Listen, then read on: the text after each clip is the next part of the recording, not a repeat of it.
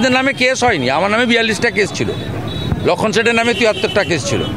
বুদ্ধবাবু তখন বলেছিলেন যে মোবাইল ফোন ট্র্যাক করো, যে লক্ষণ শেঠও যদি ঘটনার দিন প্লেসে না থাকে তার নামও বাদ যাবে, আর শুভেন্দু অধিকারীও যদি যখন ঘটনা ঘটে সেই সময় ওই স্পটে যদি না থাকে প্লেস অফ অকারেন্সে তার নামও বাদ যাবে, এবং সেটা কোর্টই ধরেছিল যে যারা প্লেসে ছিল না তাদের নাম বাদ যাবে।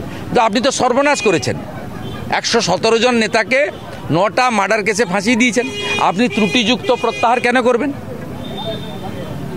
ত্রুটিযুক্ত প্রত্যাহার কেন করবেন? এই লোকগুলো কোথায় যাবে? ট্রায়াল শুরু হয়ে গেছে, তাতে আপনার লোকই বেশি আছে, আপনার সঙ্গে যারা আছে, আপনাকে যারা ভোট করেছে, আমার সঙ্গে 2-4 জন আছে, আমি তাদেরটা বুঝিয়ে দেবো, মন প্রাণ দিয়ে আমি আমার সুপ্রিম কোর্ট পর্যন্ত তাদের হয়ে লড়বো।